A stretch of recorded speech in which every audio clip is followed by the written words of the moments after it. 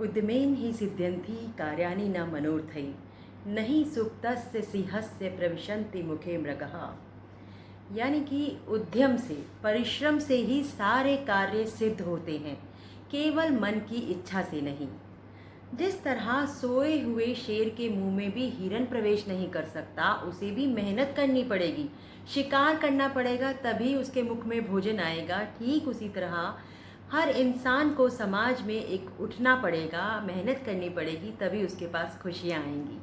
बड़े बनिए, खुद बड़े बनिए और अपने आप को समाज की नज़र में, दुनिया की नज़र में भी बड़ा बनाइए। जो इंसान बड़प्पन दिखाता है वो हमेशा खुश रहता है।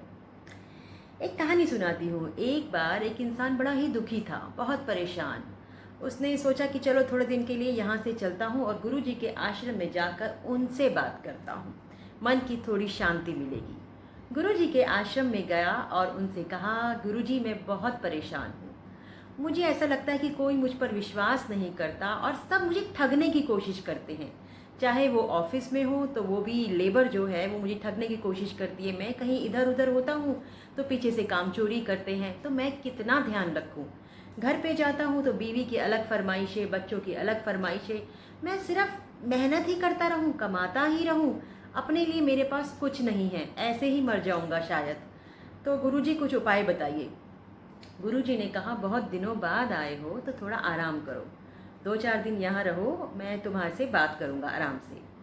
2-4 दिन रहता है, गुरुजी उससे कोई बात नहीं करते और वो सोचता है गुरुजी भी शायद मुझे भूल गए हैं और अपने ही कामों में व्यस्त हैं, मेरा तो आना यहाँ निरर्थक हो गया, बेकार हो गया।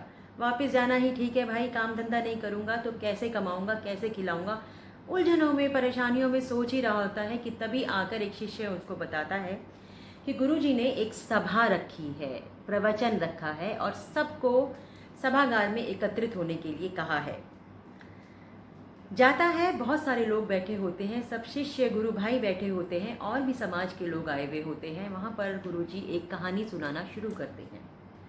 वो कहते हैं कि एक जगह एक अजीबोगरीब मैजिक रूम था। उस मैजिक रूम में ढेर सारे शीशे लगे हुए थे, शीशों वाला कमरा, चारों तरफ शीशे, हजारों शीशे, छोटे बड़े हर साइज के, गोल चकोर, मतलब पूरा कवर्ड बाय मिरर्स। तो एक लड़की, छोटी सी बच्ची उस कमरे में गई, खेली कूदी, खूब तालियां बजाई। खुद ताली बजाई तो चारों तरफ हर ओर उसको अपना ही अक्स नज़र आया। उसे ऐसा लगा, छोटी बच्ची थी, कि शायद मेरी तरह हजार बच्चे वहाँ खेल रहे हैं। उसने क्लैप किया तो साथ में सारे हजारों बच्चों ने उसके साथ क्लैप किया, हंसी, खेली, कूदी, जो वो करती थी साथ में वो करते थे। उसके लिए वो एक प्लेग्राउंड बन गया था और शायद वो उसके लिए सबसे खूबसूरत जगह थी दुनिया की, क्योंकि वो खुश थी उस जगह के साथ, अपने साथ। और एक बार उस मैजिक रूम में एक दुखी और डिप्रेस्ड आदमी आया, बहुत दुखी, हताश, और देखा कि मेरी तरह ही शीशे में देखा उसने अपना अक्स, तो उसे और लोग नजर आए, तो उसे लगा कि सारे ही दुखी हैं। इतना डिप्रेशन हो गया उसको उन दुखी लोगों को देखकर कि उसने उनको हिट किया।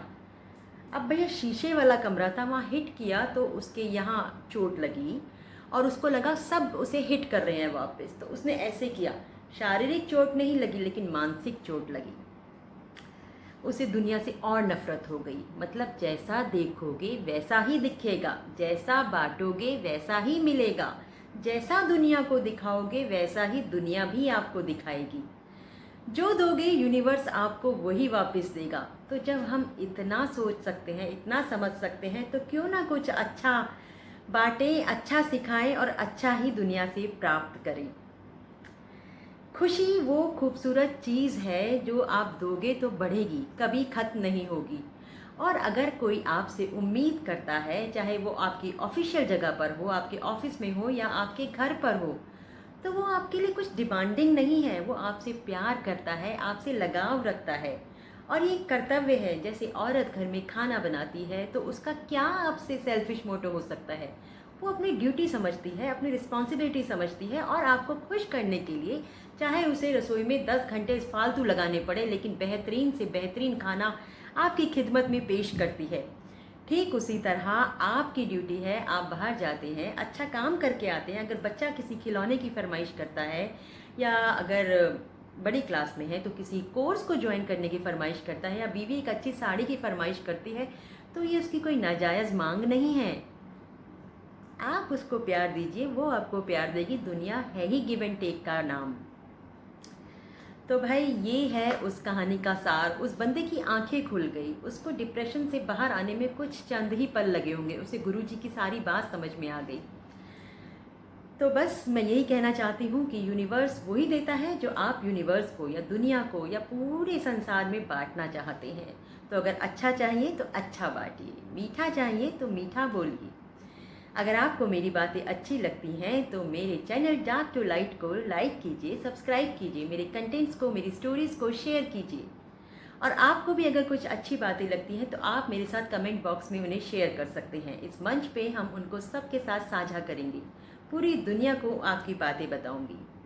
फिर मिलूंगी एक नई बात के साथ, एक नई मुलाकात के साथ, सुगंध के साथ। Dark to light, a journey with Sugandh में।